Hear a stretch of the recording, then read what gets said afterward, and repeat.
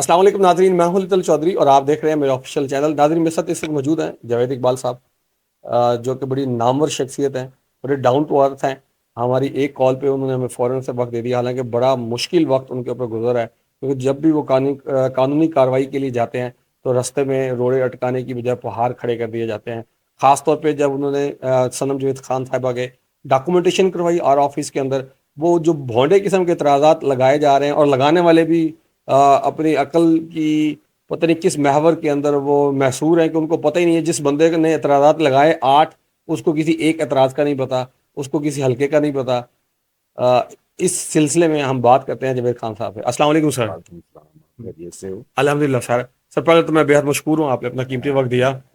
آپ کا شکریہ۔ اصل میں علی ایسا ہے کہ یہ جو 14 تاریخ سے مجھے یہ کہا گیا تھا کہ ہم صنم کے پیپر داخل کرنا ہے، اور میں نے اور پی ٹی آئی کے لوگوں نے جیسے وہ پیپر داخل کیے ہیں، وہ الیکشن تو پی ٹی آئی ویسے ہی جیت گئی، کیونکہ ان لوگوں کا یہ خیال تھا کہ پی ٹی آئی کے لوگوں کو یہ پیپر داخل نہیں کرنے دیں گے، اور بیچارے پی ٹی آئی کے لوگ جو ہیں انہوں نے ایک ایک پیپر جو ہے، اگر کسی نے اپنا ایک نامینیشن پیپر داخل کیا تو آپ یہ سمجھ لیں اس نے 1 کروڑ ووٹ لے لیا، کیونکہ اس کو روکنے کے لیے پاکستان کی ساری اسٹیٹ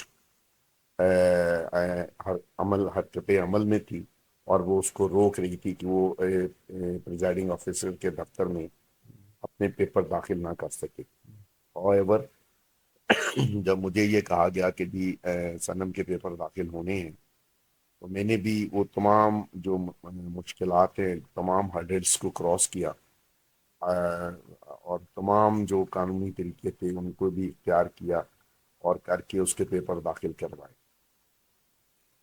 جب پیپر داخل ہو گئے تو اب ہم نے وہ پیپر داخل کرواتے وقت اس بات کا خاص خیال رکھا کہ اس کے جو مقابل لوگ ہیں وہ انتہائی نالائق لوگ ہیں، اور وہ کوئی بھی گھٹیا سے گھٹیا حرکت بھی کر سکتے۔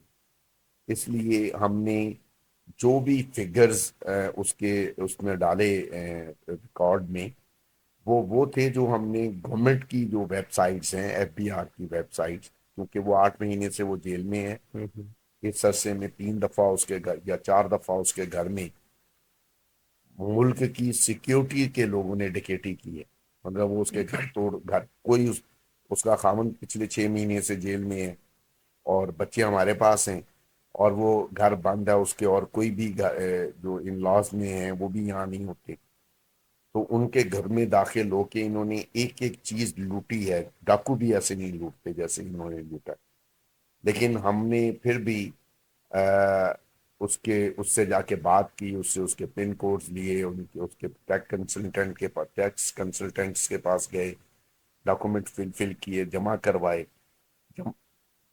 جمع کرانے میں یہ ہوا کہ تجویز کنندہ، تائید کنندہ کو اٹھاتے رہے، ان کے گھروں میں جا کے ان کو دھمکیاں دیتے رہے۔ ہم نے پھر بھی مینیج کیا اور پیپر داخل کروا دیا۔ اب پہلا آبجیکشن جو لگا وہ جو این اے 120 کی پریزائڈنگ آفیسر ہیں، ان آر او ہیں، جو ان کی طرف سے لگا۔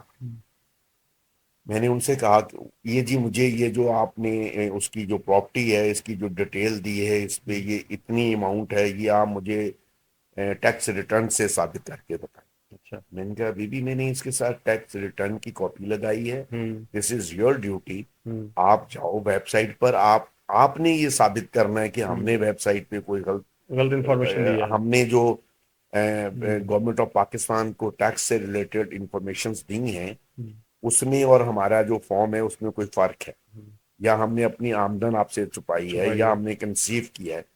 میں نے کہا جی میں نے اس کے 3 سال کے انکم سرٹیفکیٹ، جس پہ جو اس کی آمدن جیسے جیسے اس کے اکاؤنٹ میں پیسہ آیا، ہر ایک کا چیک نمبر لکھ کے دیا کہ اس چیک سے اتنی اماؤنٹ اس کے اکاؤنٹ میں ٹرانسفر ہوئی۔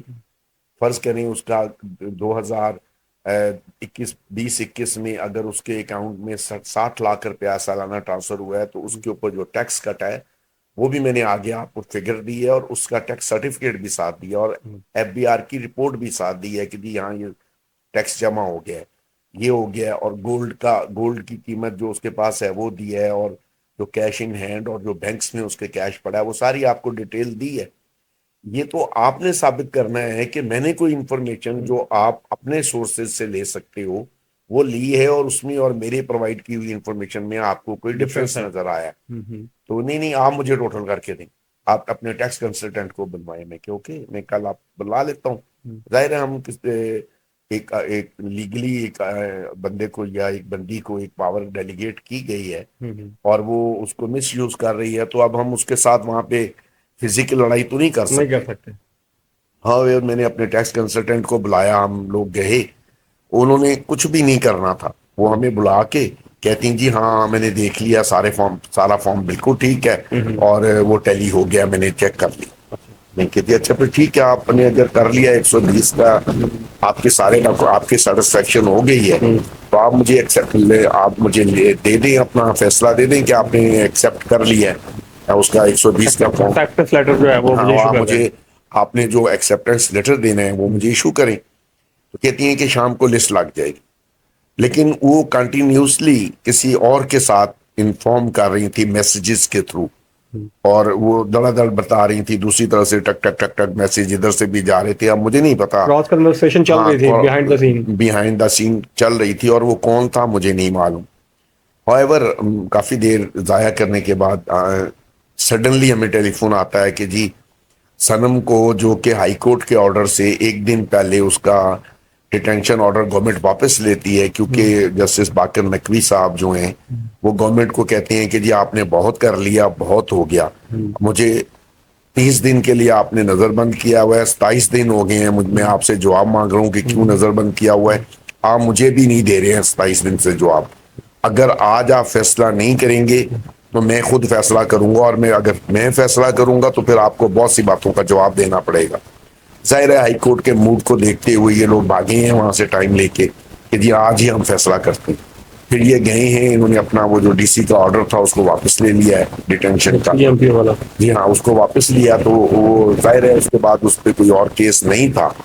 تو ہم ورڈ تھے کہ اس کی آپ جائیں گے اور اس کا مچلکا داخل کریں گے. ہم کورٹ گئے, ATC گئے, انہوں نے کہا جی ATC 2 دن تک بند, 2 تاریخ تک بند ہے, آپ اس کے بعد مچلکا داخل کروائیے گا. ہم نے جو آخری FIR تھی اس کی 410 اس میں اس کی بیل کروا لی تھی, لیکن ہم نے اس میں باؤنڈ پیپر نہیں بھرا تھا. however ہم نے جا کے کوشش کی کہ کسی طرح باؤنڈ پیپر بھر دیں, کوئی ہمیں ڈیوٹی مجسٹریٹ مل جائے یا کوئی, لیکن کوئی بھی اس کے لیے تیار نہیں تھا. 4 بجے ہمیں اطلاع ملتی ہے یا 3:45 بجے کے قریب کہ جی صنم کو خالد وحید صاحب یا ولید خالد صاحب جو جوڈیشل کمپلیکس میں بیٹھتے ہیں وہاں پہ پیش کیا جا رہا ہے. وہاں پہ کوئی وکیل تھے جنہوں نے دیکھا, ظاہر ہے صنم کو سارے پہچان تھے, تو اس حوالے سے پھر وہ میرا خیال ہے کورٹ نے بھی ان کو اجازت دی کہ جی ان کے ورثہ کو بتائیں گے, بغیر کسی کو بتائے اس کو لے کے آ گئے.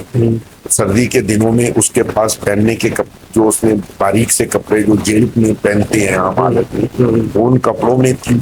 اس کے ساتھ جو اس کا سارا سامان جیل میں رکھا ہوا ہے, اس کو اسی حالت میں لے کے یہ لوگ آ گئے اور اس کو ڈیوٹی مجسٹریٹ کے پاس پیش کر کے 30 دن کا فردر ریمانڈ مانگ رہے ہیں فزیکل اس کا.